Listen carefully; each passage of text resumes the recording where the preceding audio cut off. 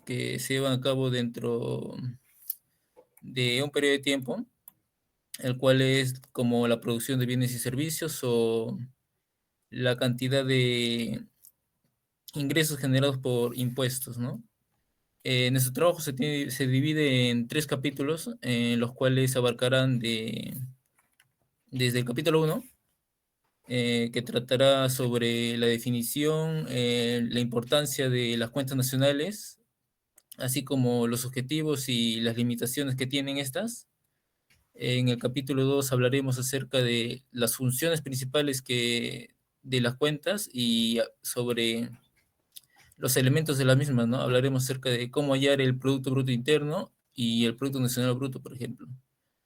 Y por último, en el tercer capítulo, hablaremos acerca de cómo las cuentas nacionales se llevan a cabo en nuestro país, ¿no? En el Perú, sobre las características principales que se han llevado a cabo, así como el papel el estudio de las mismas en el ahorro y en la inversión nacional. Bien, siguiente diapositiva. Bueno, el primer capítulo, como les había mencionado, es acerca de las cuentas nacionales en general, ¿no? Voy a hablar acerca del concepto de las mismas. Y estas son un sistema el cual se encarga de registrar de manera sistemática toda la actividad que se lleva a cabo dentro de un país, ¿no? Esto se lleva a cabo en un periodo de tiempo el cual es de un año, y el desarrollo de las cuentas es crucial para evaluar el desempeño y el, cómo afectan las políticas que se llevan a cabo dentro de una nación, ¿no?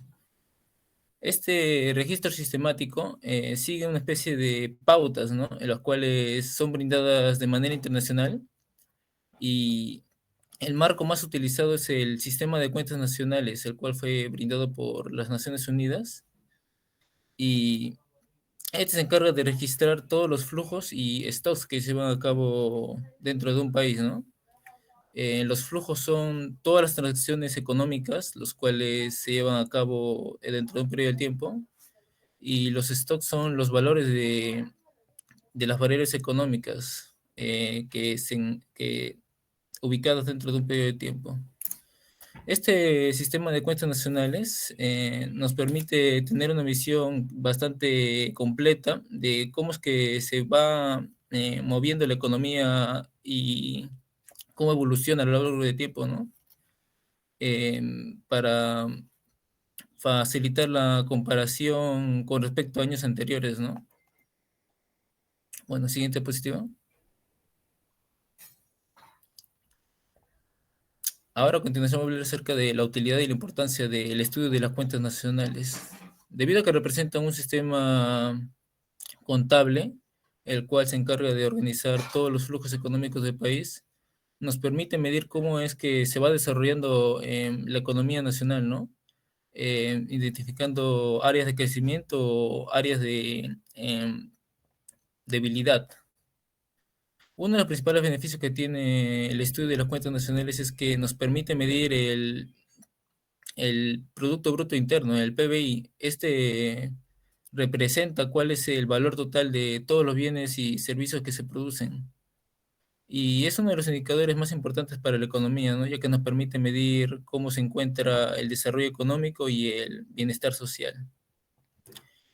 También el estudio de las cuentas nacionales nos proporciona datos estadísticos, datos clave, ¿no? Sobre cómo va la economía y cómo es que si se encuentra en un estado de recesión, por ejemplo, o estancamiento, puede permitir también desarrollar por parte del gobierno políticas fiscales o monetarias, ¿no? Los cuales nos permitirían promover el crecimiento económico nacional y el brindar apoyo a los sectores que lo necesitan, ¿no? Y por último, como tercera utilidad, sería de que al proporcionar información sobre cómo se va distribuyendo el ingreso, nos puede permitir realizar un análisis más profundo acerca de las desigualdades que tiene el país, ¿no? Generando los datos acerca de cada sector y de cómo es que se pueden distribuir los ingresos para que todo se puede lograr una economía en expansión, ¿no? Lo cual sería positivo para el país. Eso fue todo por mi parte y a continuación mi siguiente compañero. Yep. Ahora continuaremos con objetivos del estudio. El objetivo principal de este estudio tiene como objetivo principal proporcionar una comprensión detallada de los datos cuantitativos de la economía de un país, así como facilitar la formulación y evaluación de las políticas públicas para el desarrollo de estrategias para el correcto crecimiento del país.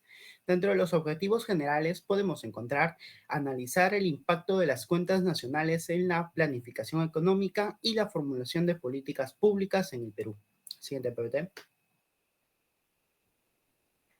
Dentro de los objetivos específicos podemos encontrar identificar el, disculpe, identificar el papel del Producto Nacional Bruto en la medición del ingreso generado por los peruanos dentro y fuera del país.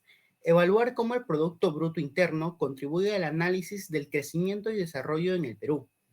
Analizar la utilidad de las cuentas nacionales para la distribución de recursos en sectores clave para la economía peruana. Puede ser algunos como la agricultura, la industria o los servicios. Examinar cómo el análisis de los ingresos por sector económico en las cuentas nacionales ayuda a entender la desigualdad económica y la distribución del ingreso en el Perú. Y finalmente, debe investigar la función de las cuentas nacionales en el seguimiento de la evaluación económica del Perú y su comparación con la economía de otros países. Siguiente pregunta. Dentro de las limitaciones de las cuentas nacionales, podemos encontrar que a pesar de que esta constituye es una herramienta fundamental para el análisis de la economía del país, presentan algunas limitaciones derivadas de su alcance y su metodología. Dentro de estas podemos resaltar la frontera de producción. Las cuentas nacionales solo incluyen transacciones económicas con un origen monetario. Por ejemplo, actividades productivas específicas como la producción para el mercado y ciertos servicios gubernamentales. Sin embargo, si se excluye actividades no remuneradas, como podría ser el trabajo doméstico y cuidado personal para autoconsumo, lo cual reduce la visión completa de la economía. Producción para el autoconsumo. Se incluye la producción para su uso final propio, como la producción agrícola para autoconsumo, pero no se contabilizan servicios domésticos no remunerados, lo cual limita la representatividad de las cuentas en economías con altas tasas de autoconsumo o trabajo no formal. Exclusión de activos no financieros y otros flujos. En muchos países de Latinoamérica y el Caribe, las cuentas nacionales no incluyen ciertos activos no financieros ni el tratamiento de residuos, afectando la representación completa de los recursos y las actividades físicas. Medición ambiental inadecuada. La falta de desglose y detalle en ciertos sectores específicos como la gestión ambiental dificulta el análisis y planificación en temas de sostenibilidad. Subregistro de autoconsumo. Actividades de autoconsumo como el uso de leña en hogares suelen quedar fuera o subregistrados. Esto afecta la precisión en datos en sectores informales y finalmente dificultad en transacciones intraempresariales. Las transacciones entre empresas integradas verticalmente, como el turismo forestal, presentan complicaciones para el registro adecuado, lo cual limita la precisión en el análisis de ciertas industrias. Siguiente PPT. Ahora hablaremos sobre las funciones de las cuentas nacionales. El INEI nos dice que las cuentas nacionales son un sistema integral de estadísticas diseñados para ofrecer una visión completa de los aspectos económicos de la sociedad. Este sistema se compone de un conjunto organizado e interrelacionado de cuentas macroeconómicas, balances e indicadores fundamentados en conceptos, definiciones, clasificaciones y normas contables relacionadas a nivel internacional. Dentro de estas podemos encontrar seguimiento de la economía nacional. Los agregados de las cuentas nacionales nos permiten sintetizar una gran cantidad de información, lo cual facilita un correcto análisis en la evolución de la economía nacional. Además, sus indicadores como el PBI o el PNB, al formar parte de las cuentas nacionales, nos permiten en la evaluación de desarrollo económico de un país y así como estimar el nivel de bienestar ciudadano. Análisis macroeconómicos. Las cuentas nacionales son herramientas que nos ayudan a examinar factores para impulsar la economía. Por ejemplo, nos permiten entender cómo un aumento en la inversión puede influir en el crecimiento a futuro del país. Finalmente, comparaciones internacionales. Debido al sistema estandarizado de las cuentas nacionales, es posible usarlo para comparar de forma precisa los datos recolectados, pues sin esta estandarización sería prácticamente imposible hacer comparaciones precisas en los diferentes países. Ahora les pasaré con mi siguiente compañero.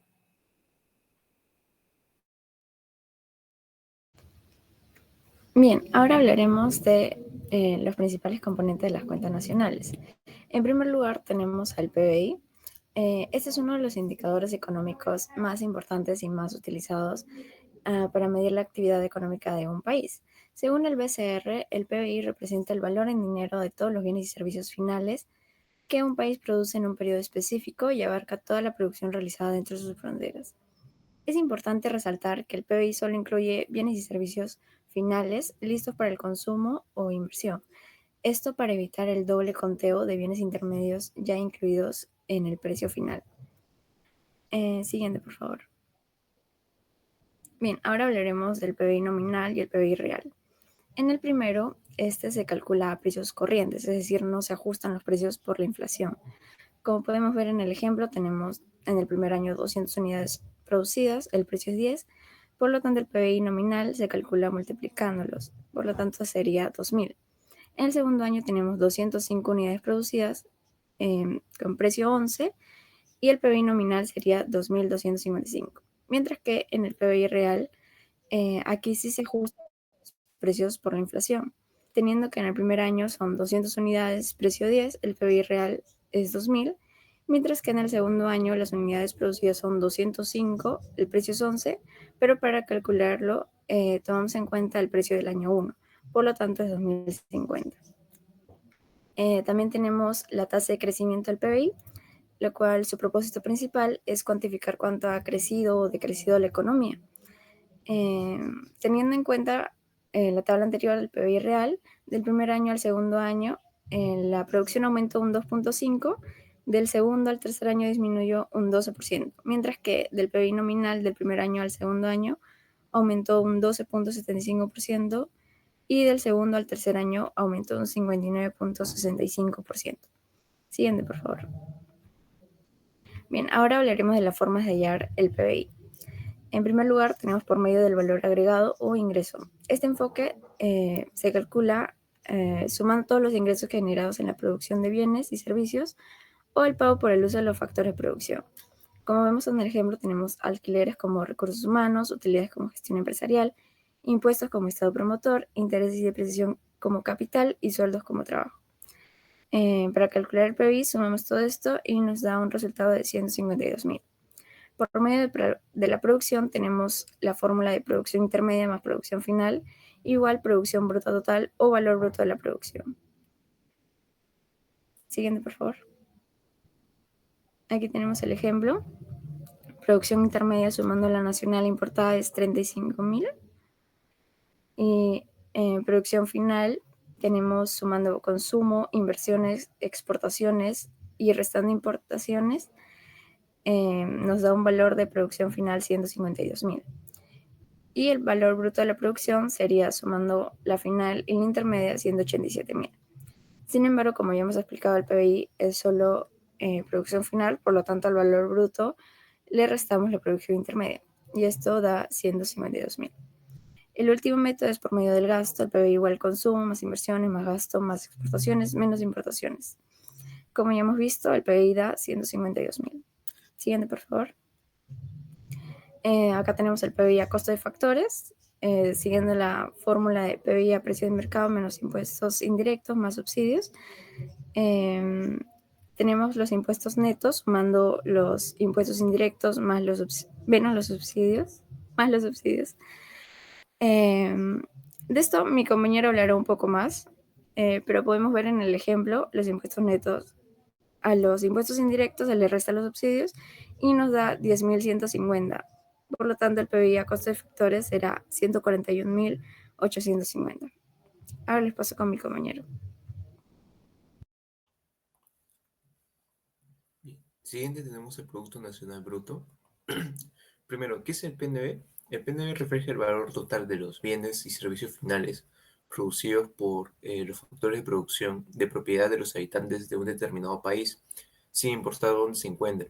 Esto lo diferencia del PIB, del Producto Interno Bruto, que mide la producción dentro del territorio nacional.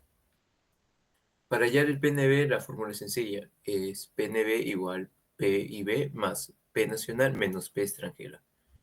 Donde, por ejemplo, un ejemplo práctico, supongamos que el PBI-B es 152.000, la producción de factores peruanos en el exterior es de 3.200, la producción de factores extranjeros sería 4.100, entonces el cálculo sería 152.000 más 3.200 menos 4.100, lo que nos daría un resultado de 151.100. Este dato no solo nos da una visión general de la riqueza generada por los residentes nacionales dentro o fuera del país. Siguiente punto tenemos lo que son los otros indicadores macronómicos, la depreciación en las cuentas nacionales. Ahora bien, ¿es el PNB suficiente para medir el desempeño económico? No del todo. El PNB es una medida bruta porque no considera la depreciación, es decir, el desgaste de los activos producidos como maquinaria o infraestructura, entre otros. Eh, para obtener una medida más precisa, se calcula el Producto Nacional Neto, rescatando la depreciación del PNB. Por ejemplo, la fórmula sería PNN igual PNB menos depreciación. Y un ejemplo práctico sería el Producto Bruto Interno sería 151.100 y la depreciación 5.000. En este caso, el cálculo sería PNN igual 151.100 menos 5.000 igual 146.100. ¿No? Eso nos muestra el capital que realmente contribuye a la producción, permitiendo una planificación económica más eficiente. Y ya por último, en relación al intercambio de cuentas nacionales, finalmente es un indicador clave para que los países con economías dependientes del comercio exterior. La relación de intercambio analiza cómo los precios de las exportaciones e importaciones afectan al ingreso nacional en sí. Por ejemplo, si el precio de nuestras exportaciones sube en relación con el de las importaciones, el ingreso nacional aumenta. Esto, más que todo, se refleja en los siguientes indicadores. Como pueden observar, YBI igual PBI más rentas del exterior, YNI igual PNI más rentas, YNB más PNB igual PNB más rentas, YN igual PNN más rentas.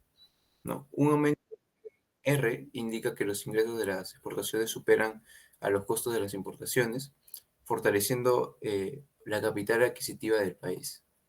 Bien, dejo con mi siguiente compañero.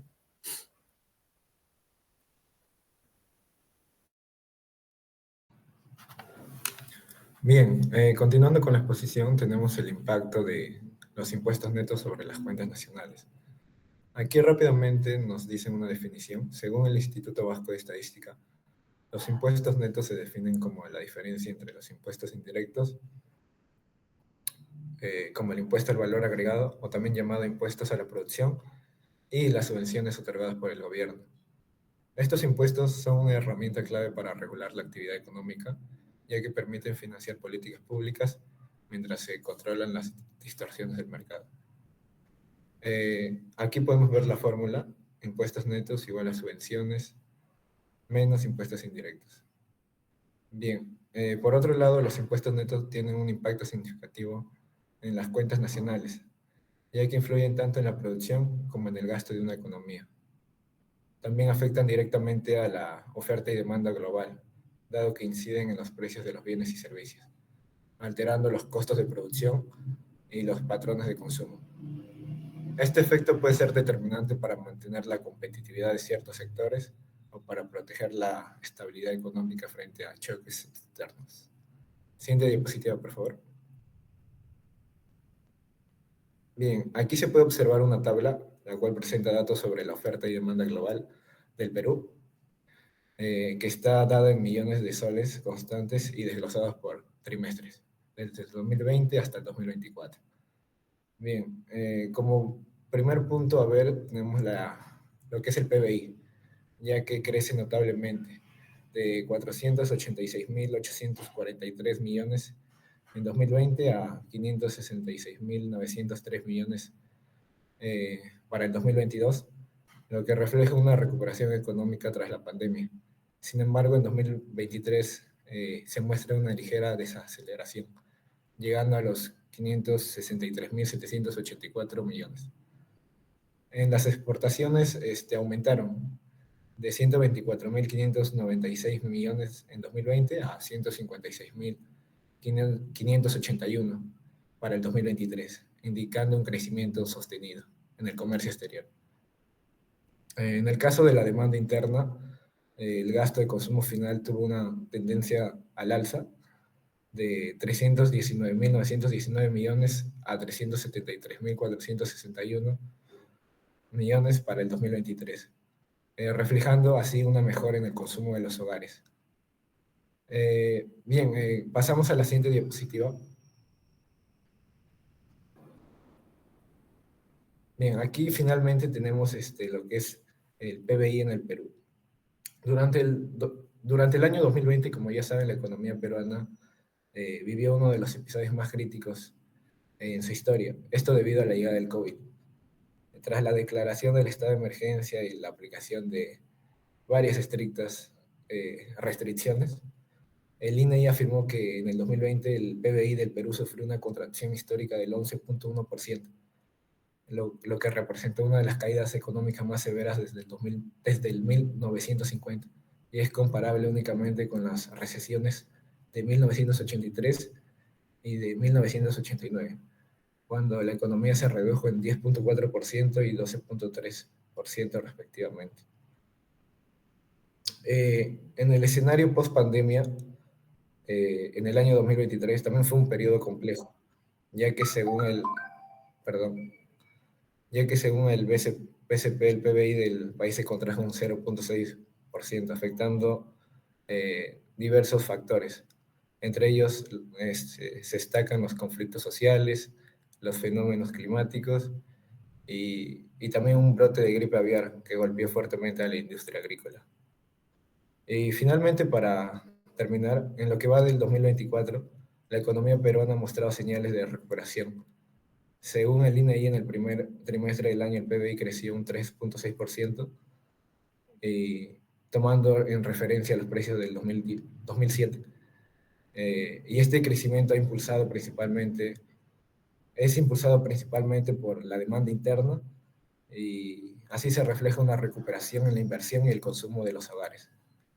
Ahora les paso con mi siguiente compañero.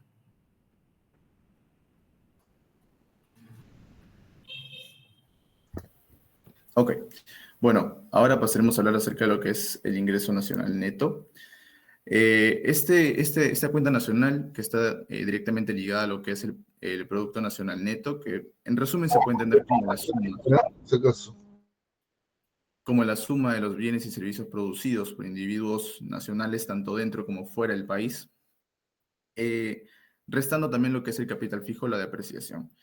Además, este se debe haber sumado o restado a lo que es la relación de intercambio, que se puede definir como el cociente, entre los precios de las exportaciones e importaciones de un país, dándonos así una definición general, como podemos ver en pantalla, que sería la suma total del ingreso de los factores productivos nacionales, sea en territorio nacional o extranjero, y las exportaciones generadas en un periodo de tiempo determinado.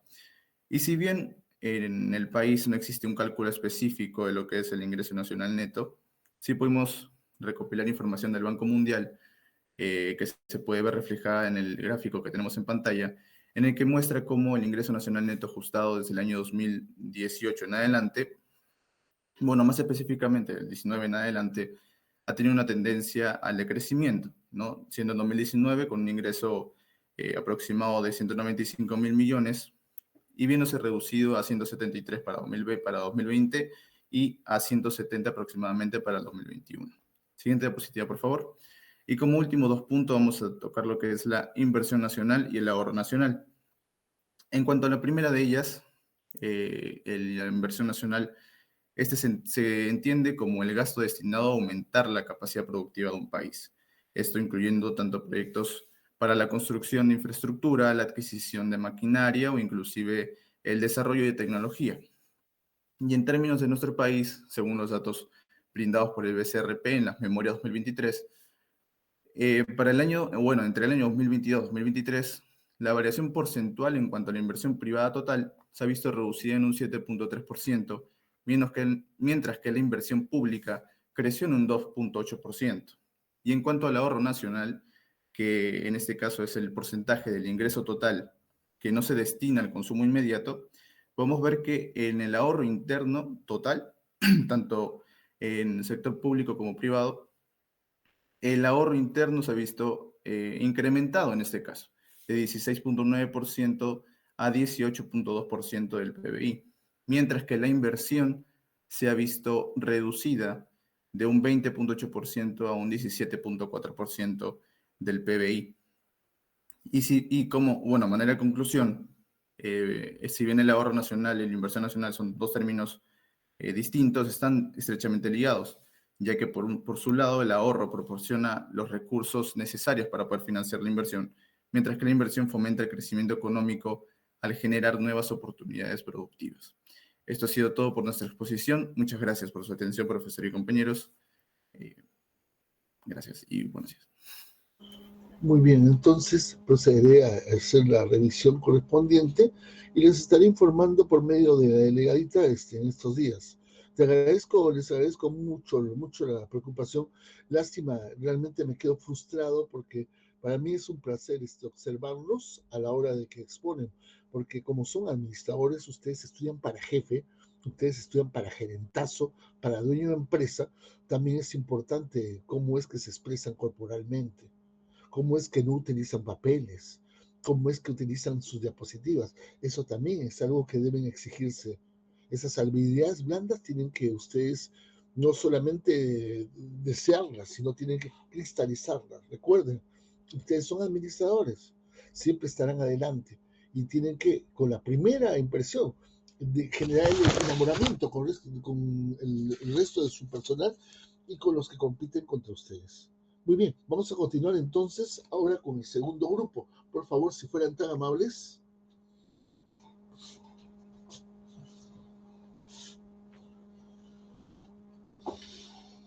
Vamos con ello más o menos hasta las 9:05, por favor, ¿ya? Ok, disculpe que los mortifique, sino que el tiempo es un poquitito escaso con nosotros. Vamos a continuar seguramente el sábado con un grupo. No creo que terminemos. Muy bien, vamos entonces de una vez. Continuemos.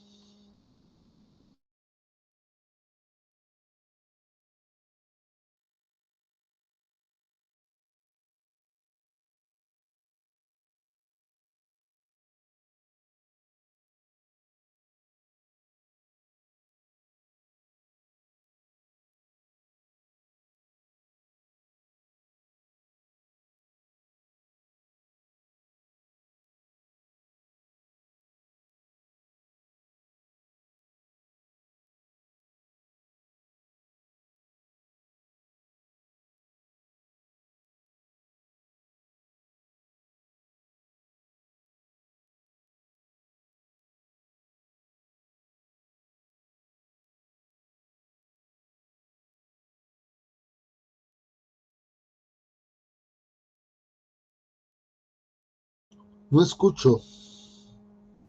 Sí, profesor, un momento, tenemos problemas.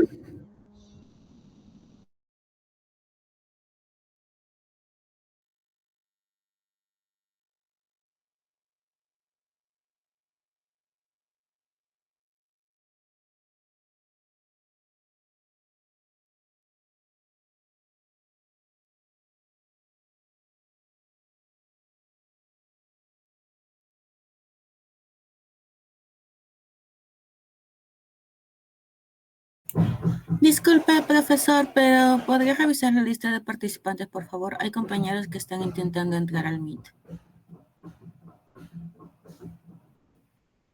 Ok, señorita, voy a hacerlo.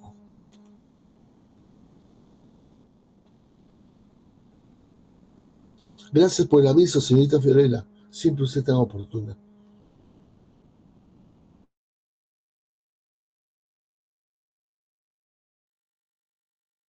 Por si acaso está corriendo el tiempo, ¿ah? Sí, profesor. Buenos días, disculpe, mi micrófono estaba fallando.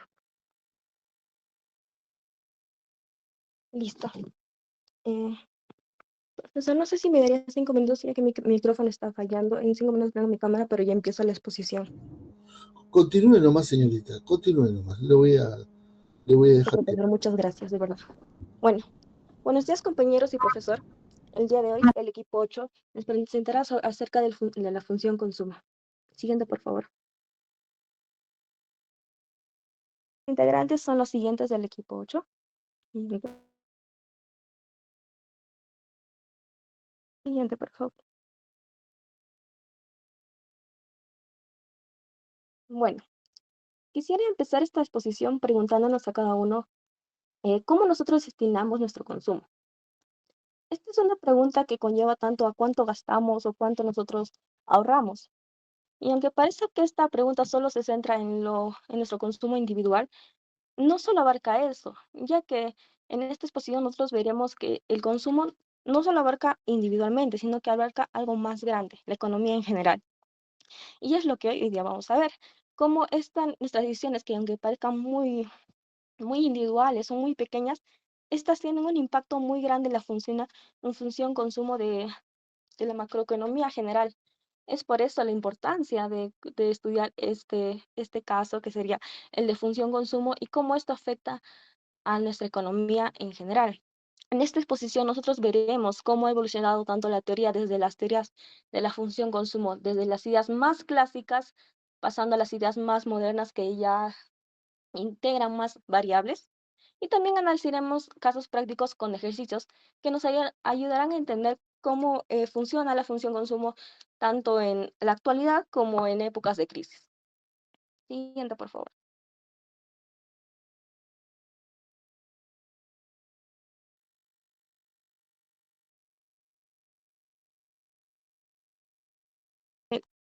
Empezamos a definir qué es la función consumo. La función consumo es una relación económica que muestra cómo los hogares asignan sus ingresos entre consumo, gasto en bienes y servicios y ahorro. Eh, bueno, a lo largo de estos años, el concepto ha tenido muchos modelos. Recordemos que cada concepto depende de la época y de su contexto. Hablaremos aquí de las principales teorías, en las cuales tenemos tres.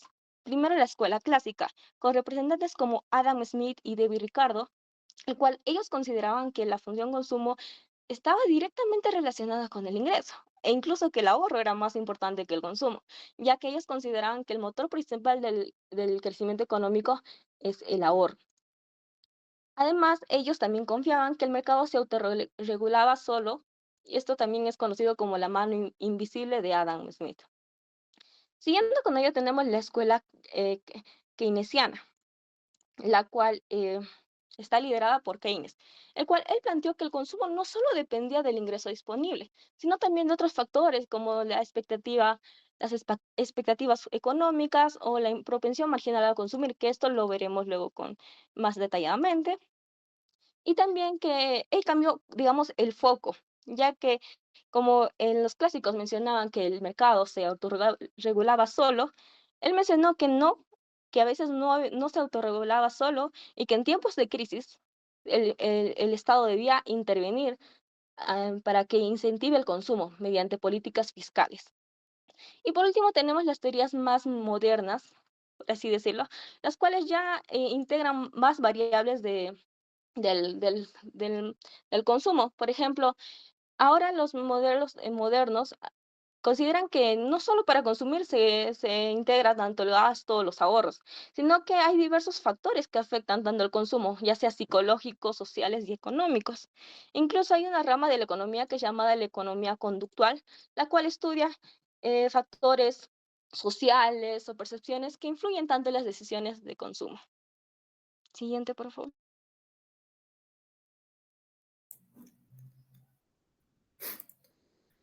Ok.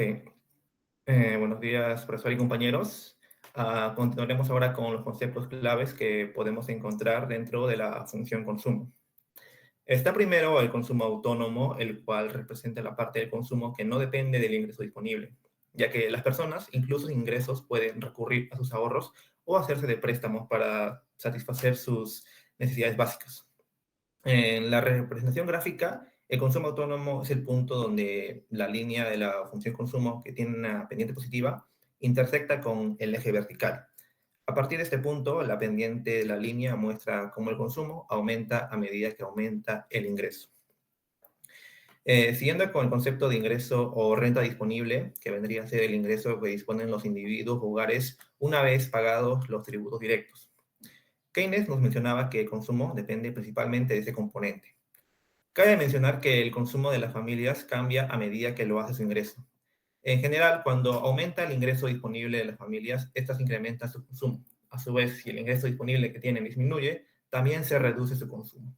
De este modo se observa una relación funcional entre el consumo y el ingreso disponible, siendo la función consumo la que describe la relación que hay entre ambas variables.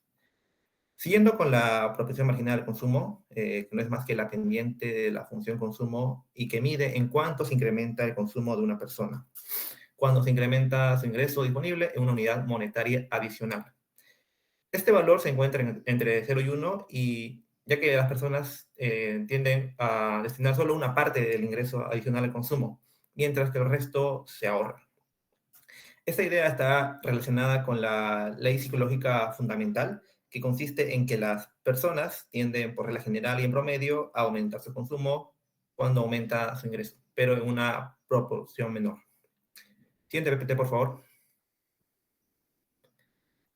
Ok, continuando con la producción marginal al consumo, tiene un concepto, la producción marginal al ahorro es el concepto gemelo de la producción marginal al consumo, ya que es la fracción de cada unidad monetaria adicional de ingreso disponible destinada al ahorro. Dado que el ingreso disponible se reparte entre consumo y ahorro, la proporción marginal al consumo y la proporción marginal al ahorro siempre deben sumar 1 en cada nivel de renta o ingreso. Y por último, la proporción media al consumo, que representa la proporción del ingreso total que se destina al consumo y que disminuye a medida que aumenta el ingreso, ya que conforme las personas ganan más, tienden a consumir una parte proporcionalmente menor de su ingreso y ahorrar más. La proporción media al consumo es igual a la pendiente de una línea trazada desde el punto de origen hasta el punto de la función de consumo. Siguiente, por favor.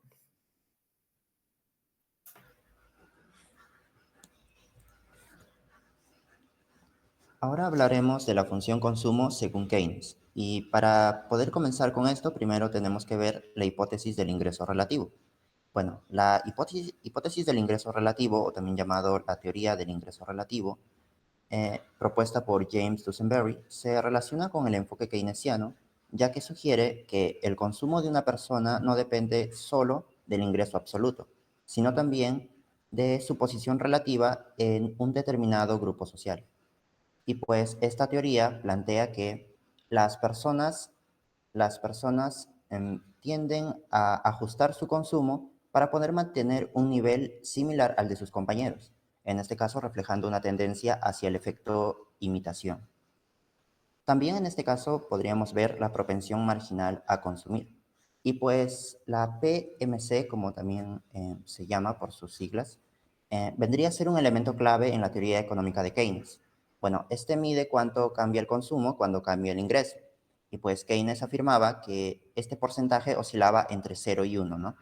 Y tiende a disminuir a medida que aumenta el ingreso. En este caso, como podemos visualizar, si la PMC es cercana a 1, entonces las sociedades con nuevos ingresos consumen más y ahorran menos. Caso contrario, sucede que las sociedades con nuevos ingresos consumen menos y pues a su vez ahorrarían más, ¿no? Siguiente PPT. Bueno, en este caso también podemos ver la propensión promedio a consumir, y pues esta propensión promedio a consumir vendría a ser la proporción del ingreso total que las personas gastan en consumo, ¿no?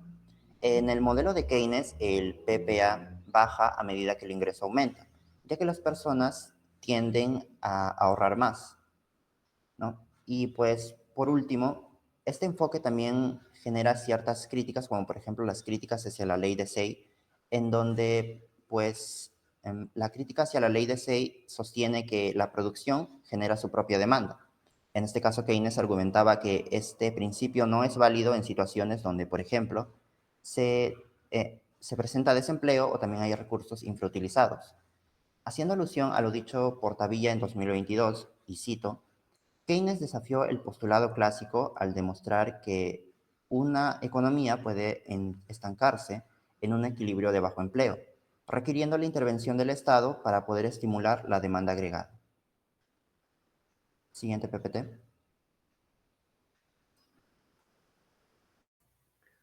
Por mi parte voy a hablar acerca de los factores que afectan a la función consumo, y dentro de ellos tenemos el ingreso disponible, que como lo mencionó mi compañero anteriormente, pues se puede decir que las personas pueden ajustar sus compras de bienes en función a sus ingresos disponibles en tal momento. El siguiente factor es la riqueza. Pues, en otras palabras, la percepción de riqueza general del consumidor, ya sea por propiedades, ahorros o inversiones, influye en las decisiones de compra. En resumen, el ingreso y la riqueza afectan de manera conjunta al comportamiento del consumo. Y el tercer factor tenemos al índice de precios al consumidor. Este índice es un valor que resume las variaciones de precios de muchos bienes y servicios en el mercado de un país, donde se puede analizar, no, mejor dicho, como no se puede analizar las transacciones en una economía, se selecciona una pequeña muestra representativa de precios y operaciones para obtener una visión precisa de los cambios generales de precios. Este indicador nos permite medir la inflación o la evolución del costo de vida sin necesidad de abarcar todo el mercado. El cuarto factor tenemos la tasa de interés, y esta determina, como vimos en el modelo ISLM, la tasa de interés conecta la renta y el gasto. Esto determina el costo al pedir dinero prestado, lo que a su vez influye en el consumo. Donde tenemos la siguiente analogía: cuando la tasa de interés es baja, disminuye el costo del crédito y aumenta las ganas de consumir, pedir préstamos para invertir o financiar compras. Y por otro lado, si la tasa de interés sube, el costo de los préstamos aumenta, y lo que puede reducir el consumo. Por último factor tenemos las actitudes de compra, que como lo mencioné anteriormente, la confianza del consumidor. A mayor confianza, mayor será el gasto realizado por parte de él, y es decir, que mayor será el consumo. Y de esto se puede deducir que cuando el consumidor tiene una alta confianza de compra, estará dispuesto a gastar, y por el contrario, cuando la confianza de compra es baja, no estará dispuesto a gastar.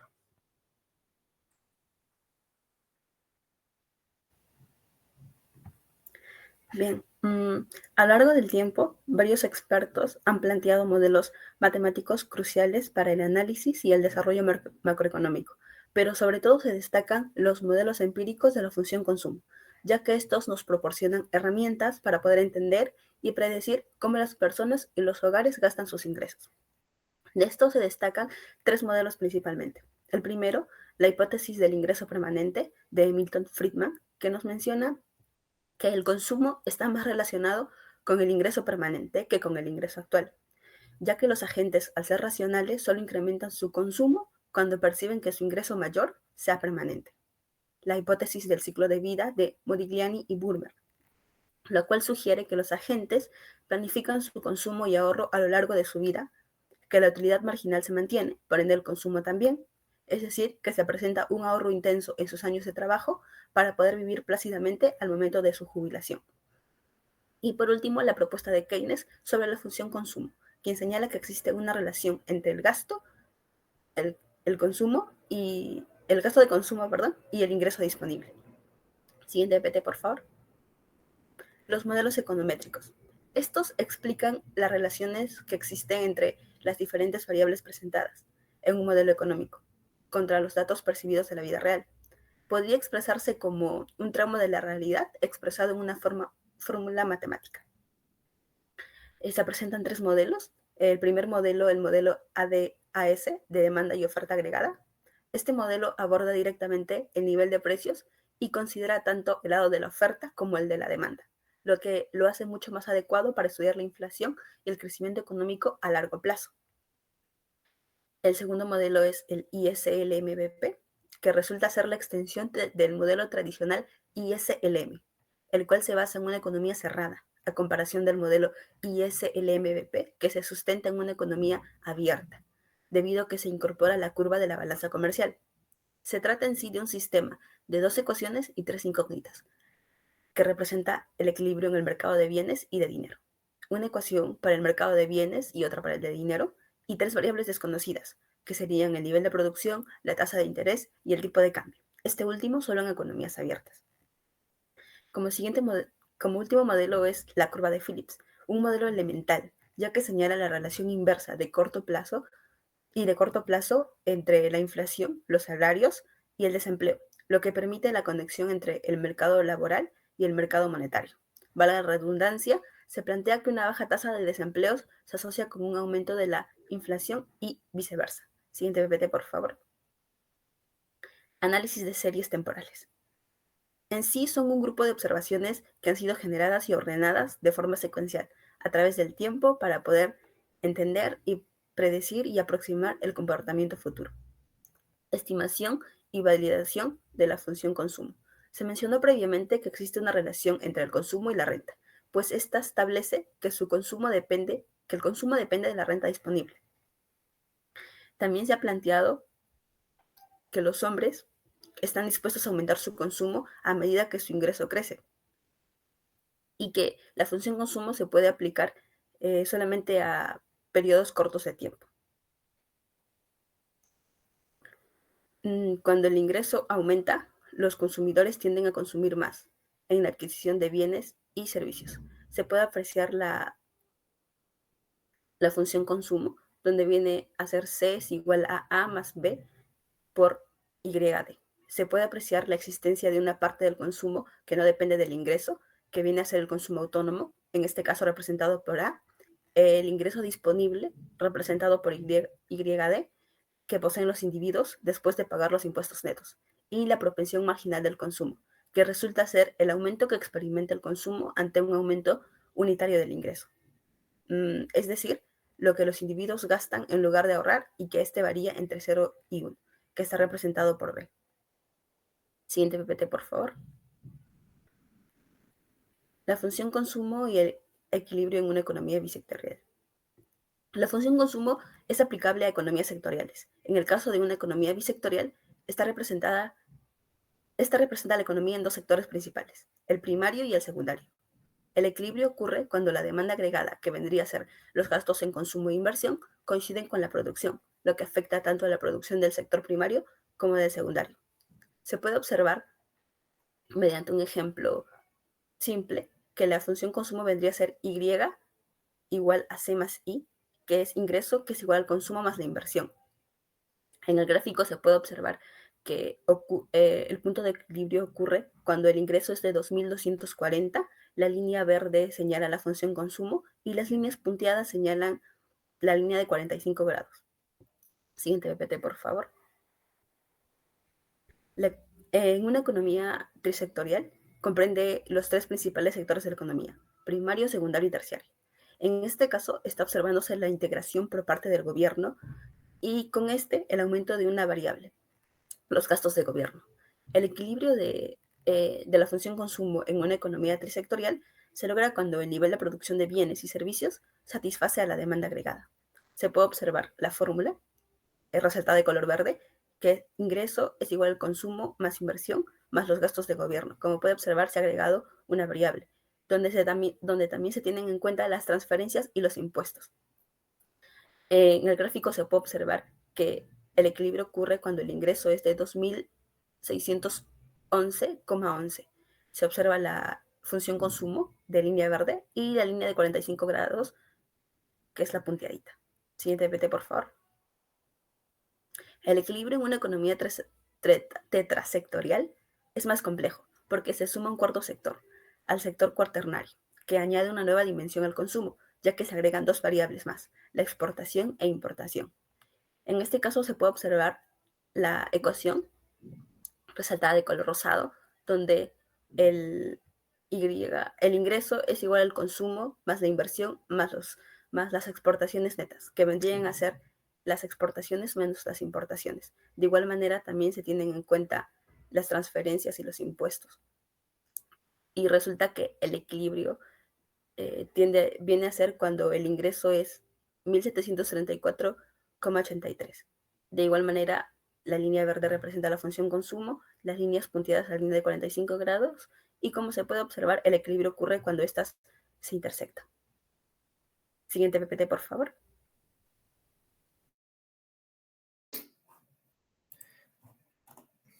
Ok, ahora toca ver el impacto de la Gran Depresión en el consumo. Ya. Para nuestro caso de estudio, tomamos el suceso de la depresión de 1929, y para esto voy a abordar el contexto histórico que se dio en esta época. En los años 20, la economía estadounidense vivía un auge impulsado por el comercio internacional, los avances tecnológicos y la expansión de la producción industrial. A pesar de los altos beneficios empresariales, los salarios de los trabajadores no crecieron de la misma manera que los ingresos, lo que redujo el poder adquisitivo de la población. Esto llevó a que las empresas produjeran más de lo que podrían vender, generando una sobreproducción. El detonante de la crisis fue el colapso de la bolsa de 1929. Las acciones de muchas empresas estaban sobrevaloradas debido al acceso excesivo al crédito por parte de las personas, lo que llevó a una burbuja especulativa. Cuando la demanda de productos estadounidenses disminuyó, los precios de las acciones se desplomaron.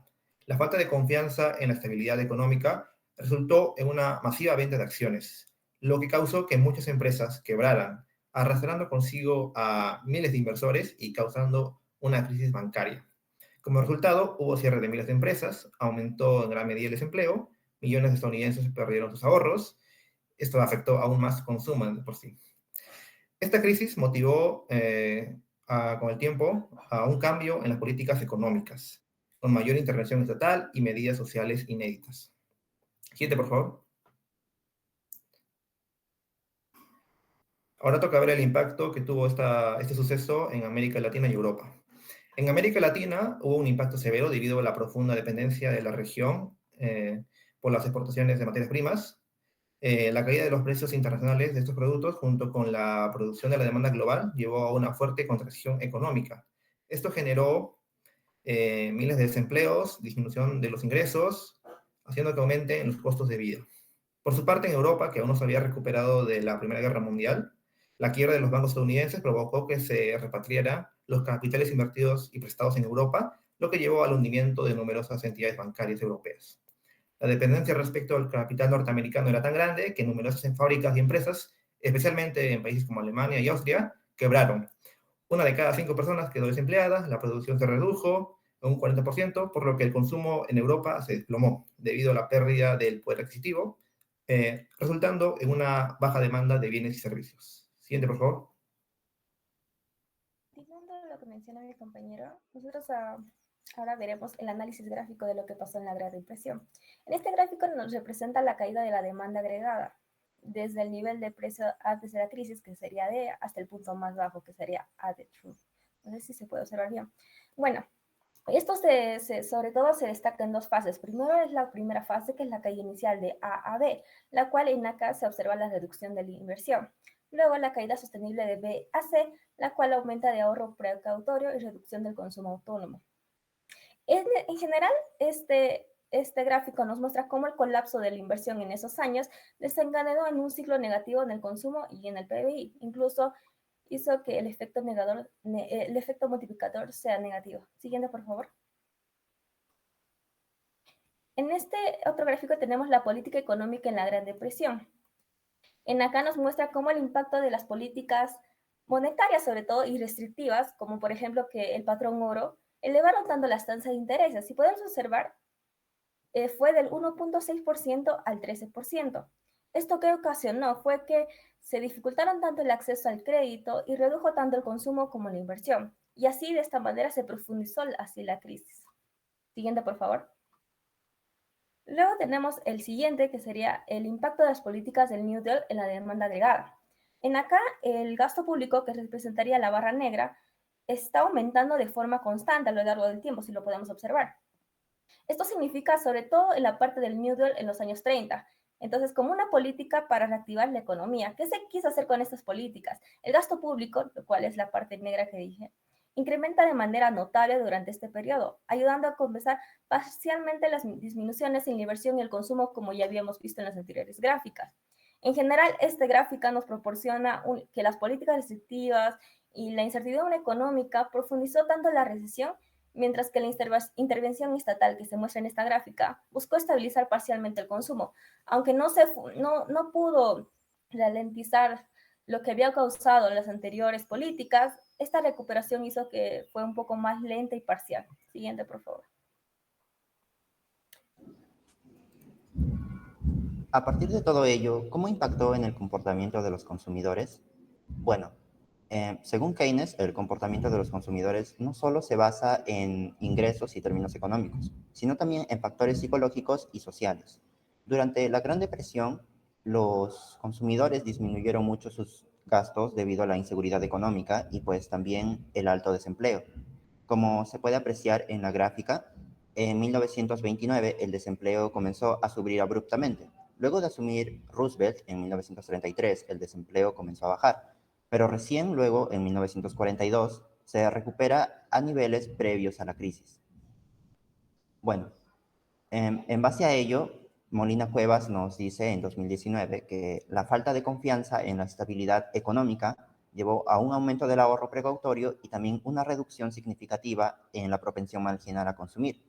Durante las épocas de crisis, los consumidores suelen adoptar una actitud más cautelosa, es decir, se destina una mayor parte de sus ingresos al ahorro, incluso recortando sus gastos básicos. En este sentido, Keynes nos señala que este comportamiento agrava las recesiones al disminuir la demanda general, enfatizando la importancia de políticas que puedan restaurar la confianza de los consumidores y, pues, por otra parte, también puedan fomentar el gasto. Siguiente, PPT. Ahora hablaremos acerca de modelos teóricos que surgieron. Luego de la crisis surgieron varios modelos, los cuales ya hablamos también. El modelo keynesiano, lo cual él propone que en tiempo de crisis es necesario que el Estado haga políticas, se intervenga en la economía y se haga políticas fiscales expansivas, como disminuir el gasto público, aumentar la demanda, para aumentar la demanda agregada. Luego tenemos el modelo ISLM, que mi compañera ya explicó, el cual el modelo combina tanto el mercado de bienes y el mercado de dinero y cómo esto se intersecciona para tener cuál sería el equilibrio del mercado a corto plazo.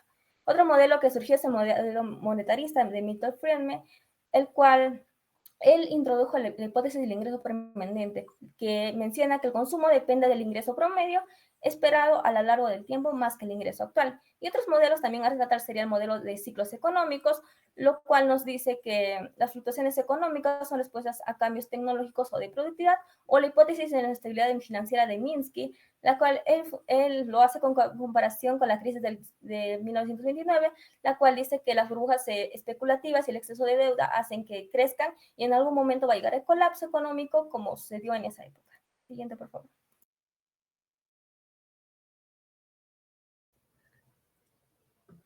Bien, ahora vamos a ver datos reales internacionales relacionados al consumo. Dentro de ellas tenemos las tendencias. Dentro de ellas está el uso de la inteligencia artificial o IA como una nueva herramienta en la actualidad que puede influir en las decisiones tanto de los consumidores como de las empresas, formando así parte de un uso diario.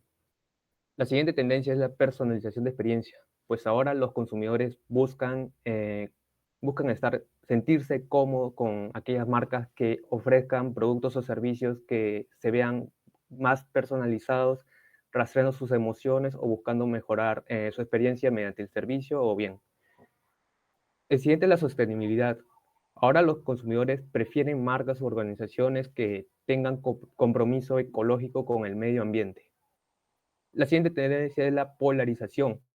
Se entiende como la responsabilidad social, la afiliación política y las iniciativas de sostenibilidad que motivarán al gasto de los consumidores. La siguiente tendencia es el ahorro y obtención de mejores ofertas. En un estudio en el año 2023 se tuvo que el 44% de los consumidores decidirán ahorrar y a su vez buscarán mejores ofertas que les convengan en un futuro. Y la última tendencia es que los consumidores buscan el bienestar. buscarán mejorar su salud física y mental, y esto determinará afectando a las decisiones de compra. Y por último tenemos el gasto consumo final de los hogares. Según un estudio del Grupo Banco Mundial en el año 2024, el gasto consumo final de los hogares en dólares a precios actuales se tuvo un valor de 55.97 billones de dólares. El gasto del consumo final de los hogares ha estado en aumento, como vemos en la gráfica, y en los últimos años representó un bajón en el año 2020 debido a la pandemia y a las crisis económicas que tenemos, y por ende una recuperación acelerada gracias a la globalización y el comercio electrónico. Esto ha sido por nuestro grupo y gracias por su atención. Agradezco realmente la labor de los amigos. Me gustaría tener más tiempo, me gustaría estar, como te digo, allá en vivo, pero son 40 y tengo que sacarlos adelante. Para mí sacarlos adelante es la parte de promoción. Me gustaría realmente gozar de su presencia porque el ciclo pasado, por ejemplo, fue una cosa muy, muy bonita la exposición de ustedes. Digo exposición de ustedes porque lo generalizo a la universidad. Bien, continuemos entonces con el siguiente grupo. Por favor, un abrazo a mis amigos y que venga el siguiente grupo, por favor.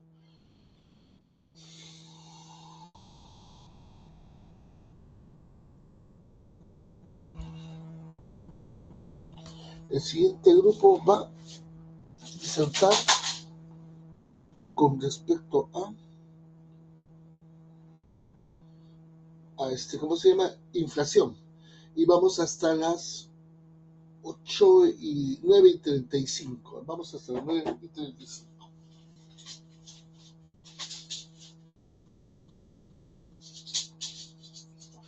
Hay un grupo que ha presentado menos hojas que las solicitadas. Hay algunos que no han presentado de acuerdo a los nombres. Eso también se está tomando en cuenta, pero de una manera mínima, por si acaso, ¿eh? Tampoco no quiero venir a malograrles a ustedes la cosa. Delegadita, por favor, ¿estás ahí? ¿Sí? ¿Mi estimada? Sí, profesor. Les voy a dar a escoger, pero eso va a ser como una encuesta. ¿Está bien? Mira, en realidad yo había puesto 25% para las prácticas, 25 y solamente apenas 10% para exposición. No sé, ustedes decían si lo revierten a 10 prácticas y 40% para exposición. O depende, 15 prácticas y el resto para exposición. Ya les dejo a ustedes para que sean los que decidan eso. Hagan una encuestita y de acuerdo a eso manifiestan, ¿ya? Pero tiene que haber un acuerdo verdadero. Si hay mucho que se queja que mi nota, que no sé cuántos, ya, pues que se puede hacer, ¿ya? Entonces, lo dejo eso, la pelota está en la cancha de ustedes. Ya hablamos. Ok, profesor.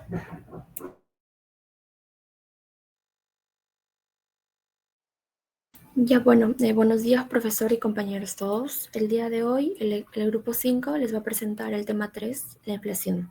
Siguiente. Ahí están los integrantes. Siguiente. Y le doy paso a mi compañero.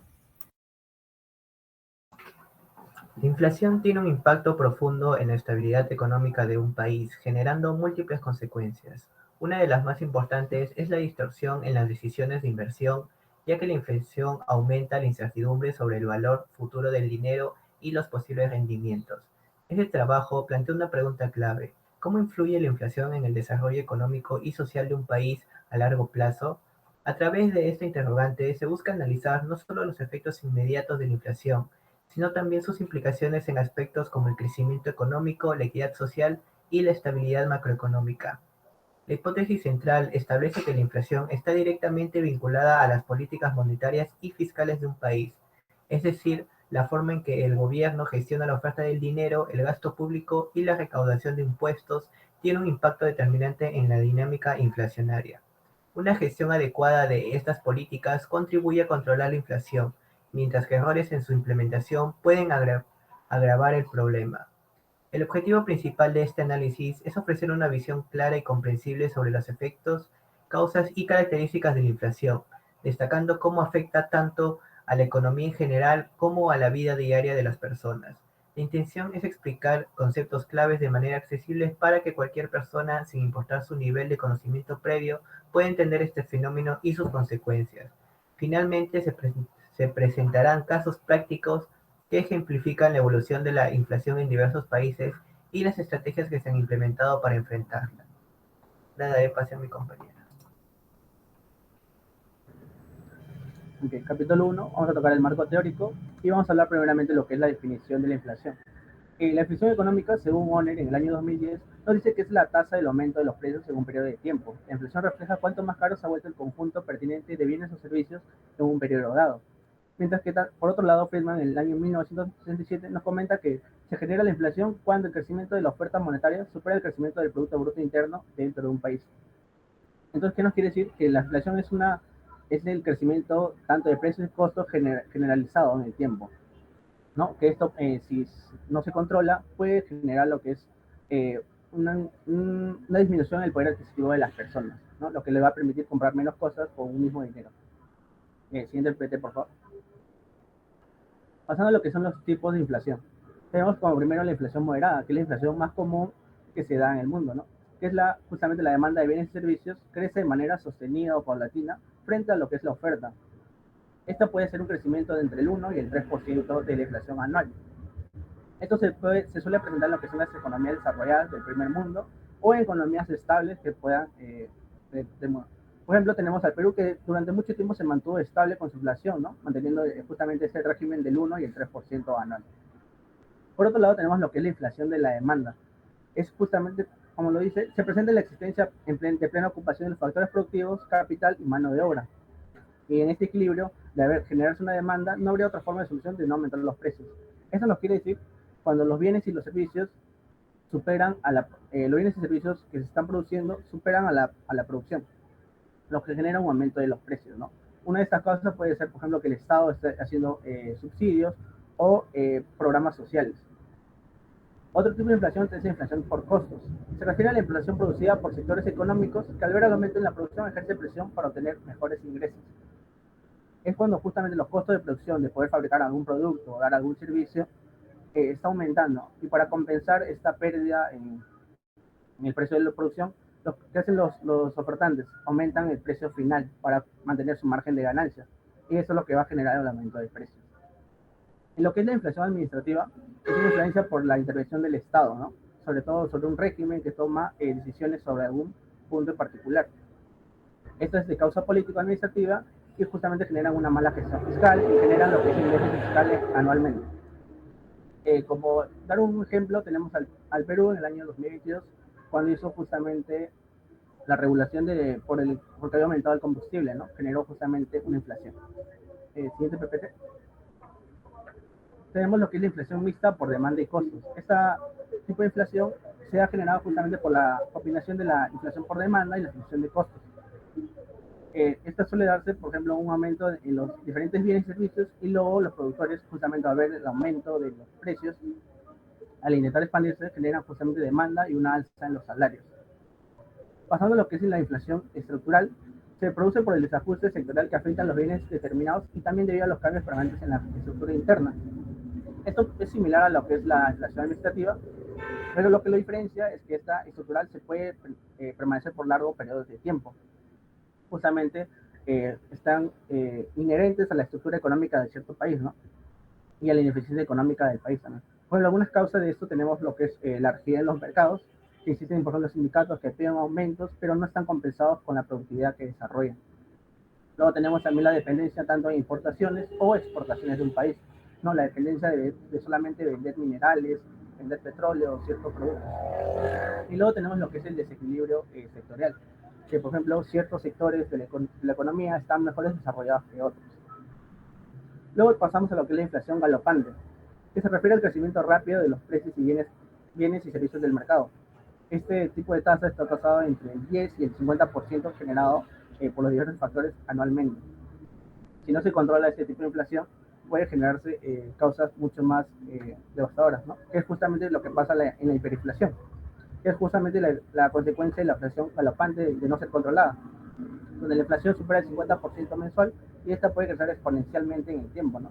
Eso trae consigo desconfianza en las inversiones privadas, genera una crisis nacional, monetaria y social, genera un desempleo masivo, genera también que las entidades financieras extranjeras no quieran confiar en el país para un préstamo. Bueno, ahora doy paso a mi compañera. Siguiendo con las teorías económicas, tenemos de dos tipos. Tenemos las teorías de la inflación de demanda y la teoría de la inflación de costos. En la de inflación de demanda tenemos dos, que es la teoría keynesiana. Aquí se da los efectos de los precios sobre la demanda van a depender demasiado de la elasticidad, de la oferta y del estado de la economía. Dado que la economía se encuentra cerca de su límite de producción y esta mayor demanda no va a poder ser satisfecha, lo que va a provocar un aumento en los precios. También tenemos la teoría monetarista. Esta fue dada por... la monetarista está planteada por los economistas clásicos, quienes sostienen que un incremento en la cantidad de dinero en la circulación por encima del crecimiento de la producción va a impulsar así un aumento en la demanda de bienes y servicios, dado que el dinero se utiliza principalmente para realizar transacciones. En las teorías de la inflación de costos tenemos 5. Tenemos por el encarecimiento de los recursos naturales. Aquí, cuando los precios de los recursos fundamentales son las materias primas o de energía, van a aumentar y el costo de los procesos productivos también se van a elevar. En este tipo de circunstancias, las empresas suelen trasladar este incremento al precio final de los productos. Esto va a dar lugar a un aumento general de los precios y, en consecuencia, a la inflación. 2. Tenemos por la espiral de salarios-precios. Esta teoría más que nada va a partir del supuesto de que los sindicatos tienen la capacidad de presionar para obtener así incrementos salariales. Estos van a superar el crecimiento real de la productividad laboral. Esto da como resultado el aumento en los salarios de la renta disponibles para los trabajadores. Esto va a llevar a una alza de precios. 3. Tenemos por la espiral de salarios. En ciertas empresas, el aumento en la productividad de los trabajadores son muy significativos, ya que van a haber incrementos salariales y es probable que los empleados de otras empresas busquen esos mismos beneficios. Así se intensifican las demandas sindicales. Esto también lleva a que se aumente los ingresos disponibles de los trabajadores, lo que a su vez va a generar una alza en los precios desde la perspectiva de la oferta.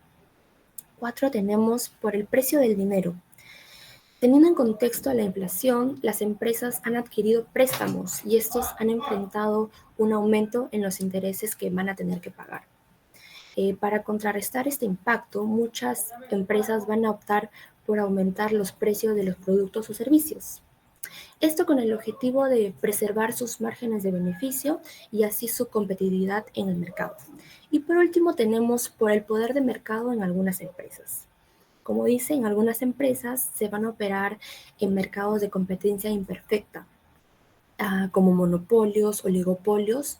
Esto significa que van a tener un poder de mercado muy significativo que les va a permitir aumentar los precios sin que esto afecte considerablemente sus niveles de venta. Un ejemplo de esto podría ser las compañías eléctricas o las que están en el sector petrolero. Siguiente PPT, por favor. Tenemos la importancia de la inflación. Bien, como conocemos, la inflación es un concepto económico de gran importancia ya que marca el poder adquisitivo que vamos a adquirir todos. Esto afecta tanto a la economía de un país como al bienestar de los ciudadanos. ¿Qué quiere decir esto? Cuando los precios suben y tus ingresos no hacen lo mismo, no se alzan en la misma proporción, vamos a perder poder adquisitivo.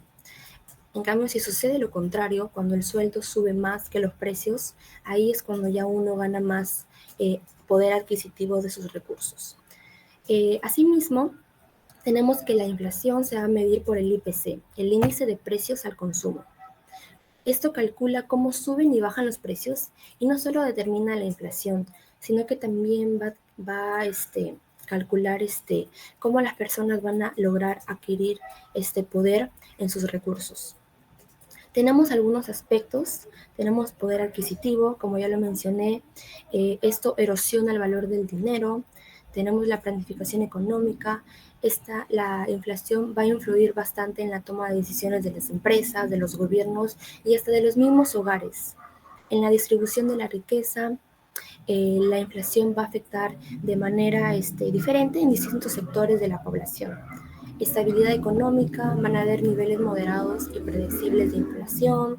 Esto va a ser beneficioso para la economía, ya que le va a permitir a las empresas y a los consumidores que planifiquen mejor su economía. Tenemos la política monetaria y fiscal. Esta es una variable clave en la formulación de las políticas, ya que se centra más que nada en que el gobierno ajusta el gasto público y los impuestos en respuesta a las variaciones inflacionarias que se dan. Y por último tenemos las inversiones y el ahorro. Bueno, acá la inflación también impacta en las decisiones, ya que se va a permitir mantener o aumentar el valor de los fondos, ya sean activos ajustados por la inflación, mientras que los inversionistas van a tener que evaluar detalladamente el rendimiento de sus inversiones, descontando así la inflación. Siguiente PPT. Le doy paso a mi compañero.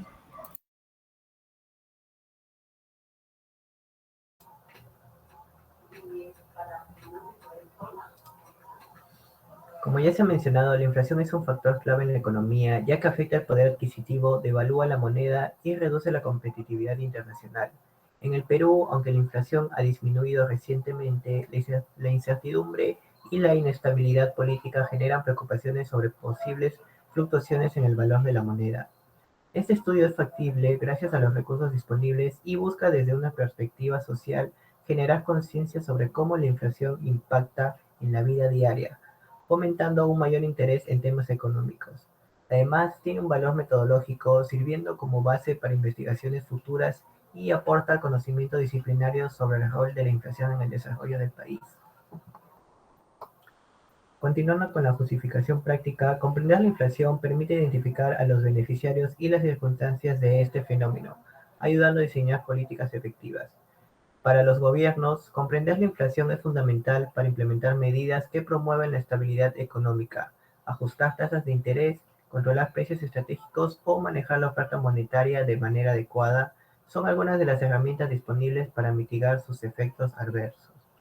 Para los empresarios, conocer las tendencias inflacionarias ayuda a los empresarios a tomar decisiones estratégicas. Esto incluye ajustar precios, renegociar contratos, planificar inversiones y anticipar posibles cambios en los costos de producción. Por otro lado, para los consumidores y las instituciones financieras, se enfrentan al desafío de proteger su poder adquisitivo y sus ahorros frente a la pérdida del valor del dinero. En este contexto, entender la inflación permite a los consumidores tomar decisiones más informadas, como priorizar gastos, invertir en activos que mantengan o aumenten su valor con el tiempo y buscar estrategias para preservar su calidad de vida. Ahora le paso con mi compañero. Bien, ahora vamos a pasar con las causas de la inflación. La comprensión de sus causas resulta fundamental para desarrollar estrategias efectivas tanto a nivel macroeconómico como microeconómico. Como primera causa tenemos el aumento de los medios de pago. La inflación puede surgir cuando la cantidad de dinero en circulación crece de manera desproporcionada respecto al volumen de bienes y servicios disponibles. Este desequilibrio disminuye el valor adquisitivo del dinero, fomentando una alza generalizada de los precios. Según algunas teorías económicas, como las planteadas por Ludwig, la inflación es principalmente el resultado de un aumento injustificado de los medios de pago, un fenómeno que incrementa la masa monetaria sin que haya una expansión correspondiente en la economía real. Como segunda causa tenemos el gasto público excesivo y financiamiento del déficit. El gobierno desempeña un papel fundamental en la inflación a través de su política fiscal. Cuando el gasto público excede los ingresos obtenidos por impuestos y otros medios de financiamiento, el Estado recurre a crear dinero mediante préstamos del Banco Central. Esta creación de dinero adicional en circulación, no respaldado por un aumento en la producción, lo único que hace es elevar los precios, lo que contribuye al fenómeno inflacionario. Siguiente diapositiva. Como tercera causa tenemos el crédito excesivo en el sector privado. En el ámbito privado, la inflación puede surgir cuando empresas y consumidores se financian mediante créditos para consumo e inversión. El acceso fácil al crédito por parte de empresas y consumidores puede incrementar la demanda de bienes y servicios más allá de lo que la economía puede producir. El aumento de los costos de producción es otra causa importante de la inflación. Incrementos salariales no respaldados por un aumento en la productividad y alzas en impuestos o cargas sociales generan mayores costos para las empresas, que trasladan estas cargas al consumidor mediante precios más altos. Siguiente diapositiva. Como quinta causa tenemos el espiral de precios y salarios. Este fenómeno ocurre cuando los trabajadores exigen salarios más altos para compensar el aumento del precio, lo que incrementa los costos de producción y en consecuencia los precios vuelven a subir, como se explicó en la anterior causa. Como última causa tenemos la inflación de origen externo. En economías dependientes de exportaciones, como es nuestro caso, un aumento en los precios internacionales de bienes exportados puede generar un flujo excesivo de divisas. Esto incrementa los medios de pago internos sin que exista una producción proporcional de bienes y servicios, lo que genera inflación. Siguiente diapositiva, por favor. Ahora que vimos las causas, pasaremos a las principales razones de su división en el mundo. Una de las razones más recurrentes es el desajuste en las finanzas públicas y este tiene como principales causas el crecimiento desmedido del aparato estatal, subsidios a productos básicos, gastos extraordinarios que se dan mayormente en situaciones como conflictos armados, desastres naturales o reconstrucciones post-crisis. Otra razón es el desarrollo económico apresurado. En economías emergentes, los gobiernos a menudo priorizan inversiones en infraestructura y desarrollo que superan su capacidad de ahorro interno. Para financiar estos proyectos, recurren al crédito externo o a la emisión de dinero, aumentando la presión inflacionaria. Y como última razón, tenemos las políticas de pleno empleo y su relación con la inflación. Las políticas inspiradas en Keynes, como la reducción de tasas de interés, el estímulo al consumo y el gasto público, buscan mantener el empleo pleno. Sin embargo, al generar un exceso de demanda en la economía, estas medidas pueden desembocar en la inflación descontrolada si no se aplican con cautela. Siguiente diapositiva, por favor. Ahora pasaremos con los efectos de la inflación. Primero vamos a ver cómo afecta la distribución de la riqueza y la renta. La inflación impacta de manera desigual a los diferentes sectores de la economía. Mientras que los propietarios de activos físicos como materias primas pueden beneficiarse de un aumento en los precios, los ingresos fijos como pensiones, intereses o rentas pierden valor, afectando a quienes dependen de ellos. Esto genera una concentración de riqueza en sectores como empresarios y comerciantes, cuyos ingresos se ajustan más rápidos, mientras que asalariados y pensionistas ven reducido su poder adquisitivo. También afecta a la producción económica. En las etapas iniciales, la inflación puede estimular la producción al permitir que las empresas aprovechen márgenes de ganancias más altos. Sin embargo, este efecto es limitado, ya que al alcanzar la capacidad máxima de producción, los costos suben y la competencia por recursos escasos genera una nueva alza de precios. Siguiente diapositiva, por favor.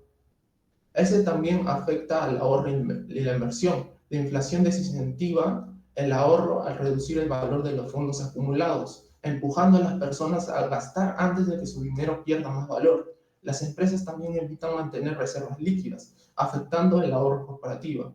En cuanto a las inversiones, los agentes económicos prefieren activos que mantengan su valor frente a la inflación, como bienes raíces, desviando el capital de sectores productivos esenciales hacia opciones menos productivas. Y por último, ¿cómo afecta al desarrollo económico? Ya que la inflación afecta negativamente al desarrollo económico al desalentar el ahorro nacional y limitar la inversión extranjera, ambos fundamentales para financiar proyectos a largo plazo. Ahora le paso a mi compañero. Bueno, tenemos un ejemplo que se dio de inflación en el Perú. Fue la hiperinflación en el gobierno de Alan García en el año 1985 y el año 1990. Como contexto político tenemos la llegada de Alan al poder. Él asumió la presidencia en 1985 representando al APRA. Su política económica inicial buscaba un crecimiento rápido mediante el aumento del gasto público con énfasis en el consumo interno. También tenemos la situación económica previa que vivía el país. El Perú ya estaba enfrentando problemas de deuda externa y desequilibrios fiscales desde los años 70, pero debido a esto se agravaron más significativamente durante el mandato de Alan García. Algunas causas de esto fueron el exceso del gasto público, control de precios y los tipos de cambio, la emisión monetaria descontrolada y la crisis de la deuda externa. Su impacto social y económico. ¿Cuál fue el impacto? Hubo desconfianza internacional, hubo empobrecimiento de la población, hubieron escaseces de los productos básicos y servicios a la gente, también se perdió el valor del INTI y los niveles de inflación fueron muy alarmantes. Siguiente PPT, por favor. Y para terminar con el capítulo 2, tenemos algunos métodos para la reducción de la inflación. En primer lugar, tenemos la política monetaria contractiva. ¿Cuál fue su objetivo? Reducir la cantidad de dinero en circulación y disminuir la demanda agregada. Algunos mecanismos principales son el aumento de las tasas de interés, el incremento de los encajes bancarios y la reducción de la oferta monetaria. 2, tenemos el régimen de tipo de cambio fijo. ¿Cuál fue su objetivo? Estabilizar el valor de la moneda nacional, vinculándolo a una moneda extranjera más confiable. ¿Cuáles fueron las ventajas de esto? Contribuyó al control de la inflación, generó confianza en la economía al evitar las fluctuaciones cambiarias. ¿Y cuáles fueron sus limitaciones? Menor flexibilidad en la política monetaria interna, y el riesgo de ataques especulativos. Y por último, los controles de precios y salarios. ¿Cuál fue su objetivo? Frenar el aumento de los precios mediante regulaciones directas. Y los problemas que se vieron asociados a este punto fueron la distorsión del mercado, reducción en la calidad de bienes y la aparición de mercados paralelos o negros. Ahora sí le doy pase a mi compañero para que explique el caso práctico. Ahora vamos a hacer un pequeño ejemplo del caso práctico usando el IPC para alcanzar lo que es la tasa de inflación. En un país X, Y, Z, se producen lo que son los bienes y servicios, que son alimentos, salud y diversión. ¿No? Vamos a realizar una tabla con las respectivas cantidades que se van a mantener constantes y lo único que va a variar son los precios en los años 2017 al año 2020. Para este ejemplo vamos a tomar como año base el año 2017. Luego en el paso 2 vamos a realizar lo que es el costo de la canasta, que se realiza teniendo la multiplicación de cada cantidad por su precio en el año dado, ¿no? Como vemos, en el año 2007 tenemos 14.500, en el año 2018 $16.550, en el año 2019 $17.350 y en el año 2020 $18.350. Siguiente prospecto, por favor.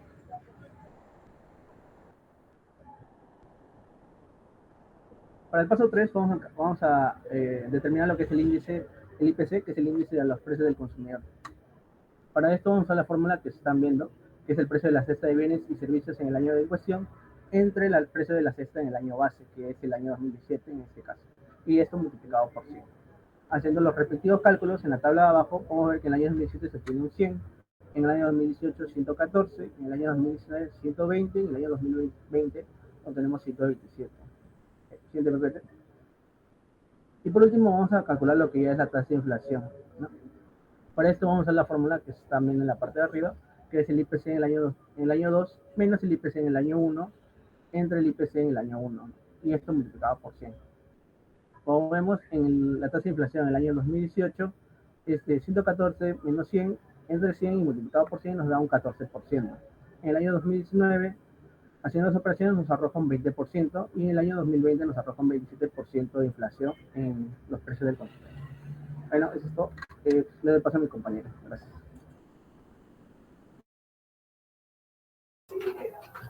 Bueno, finalmente en las conclusiones, en el ámbito macroeconómico, la inflación también influye en la competitividad internacional, ya que una moneda devaluada puede hacer menos atractiva las exportaciones y más costosas las importaciones.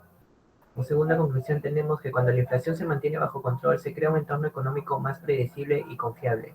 Además, asegura el bienestar de los ciudadanos, evitando que el costo de vida aumente de manera desproporcionada. Realmente, los gobiernos aplican distintas estrategias para controlar la inflación. Entre las más comunes encontramos las políticas monetarias contractivas, el régimen de tipo de cambio fijo y los controles de precios. Eso ha sido todo por nuestra parte. Muchas gracias. Lo que sí he encontrado es unas flaquezas en la parte de lo que es el trabajo del ejercicio, por si acaso de inflación, que no le pedían mucho, pero es un poquitito raro realmente lo que han presentado, y he visto también en otro caso. ¿Bien? Pero esto ya es harina de otro costal, esto tiene es una evaluación y